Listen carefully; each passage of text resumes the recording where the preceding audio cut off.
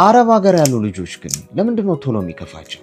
እሱ ልጠይቅሽ አይደለም የመጣሁት፣ ላጥረገርግሽ ነው የመጣሁት፣ ልሰድብሽ። ይሄ ቪዲዮ አረብ ሀገር ያላችሁትን በሙሉ ይመለከታል። ሌሎቻችሁ አሳልፉት፣ እናንተን አይመለከትም። አንቺን ነው የሚመለከተው። ይሄ በትክክል አንቺ አረብ ሀገር ሆነሽ ሁሉንም ሰው ለማስደሰት የምትጋጋጩ አንቺ ለቤተሰብ መኖር አቁሚ፣ ለሰዎች መኖር አቁሚ። ሰዎችን ለማስደሰት የኔ የምትያቸውን ሰዎች ፍላጎታቸውን ለማሟላትና መብታቸውን ለመጠበቅ መጋጋጥሽን አቁሚ። ለራስሽ መቆም ጀምሪ። በትክክል ገንዘብን ማሳደድና ገንዘብን ማከማቸት ብቻ የምትፈልጊው ነገር አያስገኝልሽም። መኖር ይጠበቅብሻል። የሰራሽውን የልፋትሽን እንኳን ቁጭ ብለሽ ለመብላት መኖር ይጠበቅብሻል። ብትሞቺ ሁሉም ሰው አንቺን ለመቅበር ይመጣል። ችግር የለውም። ሰዎች ስንሞት ውድ ነን በጣም። ስለዚህ ስትሞቺ ሰዎች አንቺን ለመቅበር ከየትም ተሰባስበው ይመጣሉ። ኢቭን ሰው ሀገር እንኳን ብትሞቺ የአንቺን ሬሳ ወደ ሀገር ቤት ለማስገባት በጣም ብዙ ብር ያዋጣሉ። የአበባ ጉንጉን ያመጡልሻል። አንቺን ለመቅበር ደረታቸውን ይደቃሉ፣ ያለቅሳሉ፣ ይጮሃሉ ለጥቂት ቀናት። ከዛ የምትረሺ ይሆናል። ማንም ስለ አንቺ ትዝ አይለውም።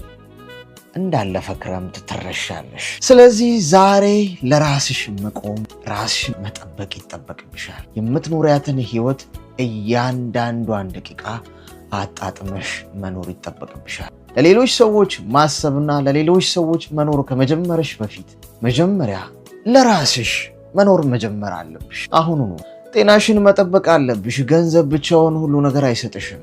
ገንዘብ ለማግኘት ስትይ ስራሽ ላይ ሙሉ ጊዜሽን እያዋልሽ ጤናሽን ረስተሽው ከሆነ ነገ ዋጋ ያስከፍልሻል። ያከማቸሽውን ገንዘብ ሁሉ ሳትበዩ ትሞቻለሽ። ባትሞቺም እንኳን ለብዙ ዓመታት የለፋሽበትን በአንድ ጀንበር ዶግ አመድ ሊሆን ይችላል።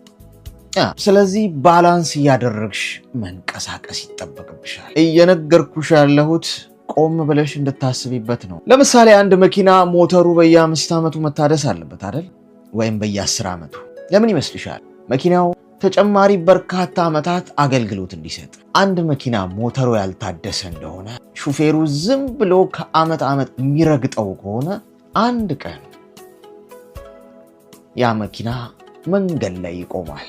ላይነሳ፣ እስከ ወዲያኛው ላይነሳ በቆመበት ይቀራል። አንድን መኪና ሁልጊዜ ታሽከረክሬዋለሽ፣ ትነጂዋለሽ ማለት ሁሌ እነዛ ሆኖ ይቀራል ማለት አይደለም። ሞተሩን ማታሳድሽው ከሆነ እየነዳሽው አንድ ቀን መሃል ሜዳ ላይ ምንም ምልክት ሳይሰጥሽ ያ መኪና ይቆማል። ሞተሩ ከጥቅም ውጭ ይሆናል። ያወራሁት ስለ መኪና አይደለም፣ ስለ አንቺ ነው። ስለ አንቺ አንድ ቀን በተኛሽበት ትቀሪያለሽ። እስከ ወዲያኛው ላትነሺ፣ ሁሉም ነገር ያከትማል። ታሪክ ሆነሽ ነው የምትቀሪው። ስለዚህ ዛሬውኑ ሞተርሽን ማሳደስ፣ ቼክ ማድረግ ይጠበቅብሻል። ሞተርሽን ማሳደስ ማለት ለጤናሽ ማሰብ፣ ለራስሽ ማሰብ። ለገንዘብ የምታረጊውን ሩጫ ሁሉ ለጤናሽ ማድረግ። ቢያንስ በአመት 2 ጊዜ ቼክአፕ አድርጊ። ኩላሊትሽን፣ ጨጓራሽን፣ ሳምባሽን፣ ጉበትሽን፣ ልብሽን፣ ሁሉ ነገርሽን ቼክ አድርጊው። ምን ላይ ነው ያለው? ያንቺን ትኩረት ይፈልጋል አሁኑ ነው። አለበለዚያ ገንዘቡን አከማችተሽው የወደቅሽ ቀን ማንም አይደርስልሽ። ቤተሰቤ፣ ባሌ፣ ልጄ፣ ገለመሌ ያልሽው ሁሉ ብሎ ከንፈር ከመምጠጥ ውጪ ሌላ ምንም የሚያደርግልሽ ነገር የለም። ስለዚህ ከዛሬ ጀምሮ ለራስሽ ማሰብና መጠንቀቅ መጀመር አለብሽ። ይሄ አረብ ሀገር ያሉትን ብቻ የሚመለከተው በምክንያት ነው። ምክንያቱም አረብ ሀገር ላይ ቤተሰቤን ልርዳ፣ ራሴን ልቀይር ብላ በወጣትነቷ መማር እያማራት አገሯን ጥላ የተሰደደች በጣም ብዙ ሰዎች አሉ። ሩጫቸው ሁሉ ሌላን ሰውን ለማስደሰትና የሌላን ሰው ህይወት ለመቀየር እንደ ሻማ ቀልጠው ያበቃላቸዋል። ማንም ዞር ብሎ አያያቸው። በዚህ ዙሪያ በጣም የብዙ ሰዎችን ታሪክ ስለማወቅ ነው። ስለዚህ ለራስሽ ጤና አስቢ። ቢያንስ በቀን 2 ሊትር እና ከዛ በላይ ውሃ ጠጪ።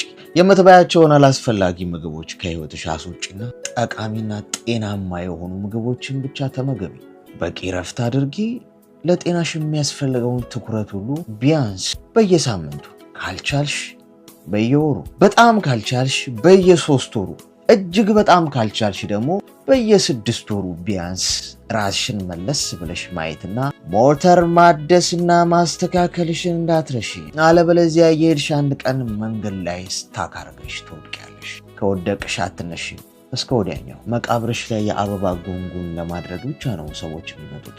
ራስሽን ለመንከባከብና ለራስሽ ለማሰብ ስትነሺ ሰዎች ሁሉ ጠላት ያደርጉሻል፣ እንደ ራስ ወዳድ ይቆጥሩሻል። ምንም ለሰው ግድ የሌለሽና ራስሽን ብቻ የምትወጂ አድርገው ሰዎች ይቆጥሩሻል። በጣም ትክክል። እሱ ነው ወሳኙ ነገር። ራስን ከመውደድ ነው ሁሉ ነገር የሚጀምረው። ራስሽን ትወጃለሽና ለራስሽ ለጤናሽና ለገጽታሽ ሁሉ የሚያስፈልግሽን ታረጊያለሽ። ራስሽን ትንከባከቢያለሽ ማለት የፈጠረሽን ፈጣሪ እያከበርሽ ነው ማለት ነው። ምክንያቱም አንቺ፣ እኔ፣ እሱ፣ እሷ፣ እነሱ ሁላችንም ፈጣሪ የሚቀደስበት የሚከበርበትና የሚወደድበት ውድ ቤተ መቅደሱ ነሽ አንቺ። ስለዚህ ራስሽን በተንከባከብሽና በወደድሽ ቁጥር ለራስሽ ለጤናሽ ባሰብሽ ቁጥር የፈጣሪን ቤተ መቅደስ እያደስሽና እየተንከባከብሽ መሆኑን በጭራሽ እንዳትረሹ።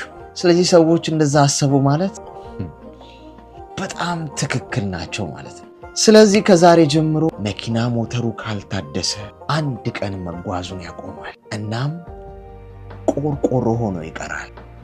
እየነገርኩሽ ያለሁት ስለ መኪና አይደለም። በደንብ ታውቂያለሽ።